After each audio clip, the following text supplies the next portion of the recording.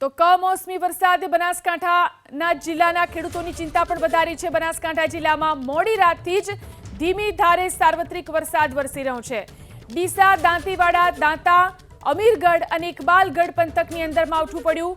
જિલ્લામાં સતત 5 દિવસથી વાદળછાયું વાતાવરણ જોવા મળી રહ્યું છે, જેની વચ્ચે માવઠાથી ખેડૂતોની ચિંતા વધી છે। વરિયાળી, એરંડા, રાયડા, બટાકા, ઘઉં, જીરું અને ઈસબગુલના પાકમાં વરસાદથી નુકસાનની ભીતિ જોવા મળી રહી છે।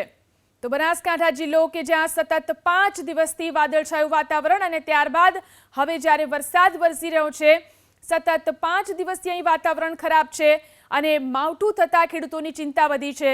અહીં વરિયાળી, એરંડા, રાયડા, બટાકા, ઘઉં, જીરું અને ઈસબગુલના પાકમાં વરસાદને કારણે નુકસાન જવાની ભીતિ સેવાઈ રહી છે। તો બનાસકાંઠાના ખેડૂતો પણ ચિંતિત છે। સતત 5 દિવસથી અહીં વાદળછાયું વાતાવરણ છે અને ત્યારબાદ હવે કમોસમી વરસાદ પણ શરૂ થઈ ચૂક્યો છે। ધીમી ધારે સાર્વત્રિક વરસાદ અહીં વરસી રહ્યો છે। ડીસા, દાંતીવાડા, દાંતા, અમીરગઢ, ઇકબાલગઢ આ તમામ વિસ્તારોની અંદર માવઠું વરસી રહ્યું છે। જે રીતે અહીં માવઠું વરસ્યું છે, પાકને મોટું નુકસાન જઈ શકે છે।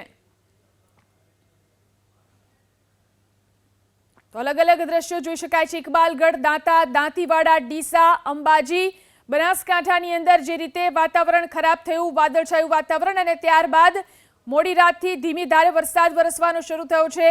ઇકબાલગઢ, દાંતા, દાંતીવાડા, ડીસા, અંબાજી આ તમામ વિસ્તારોની અંદર માવઠું વરસી રહ્યું છે, જેના કારણે ખેડૂતોની ચિંતા વધી છે। શહેરી વિસ્તારોની અંદર પણ જે રીતે વરસાદ વરસી રહ્યો છે, લોકો મુશ્કેલીમાં મુકાયા છે।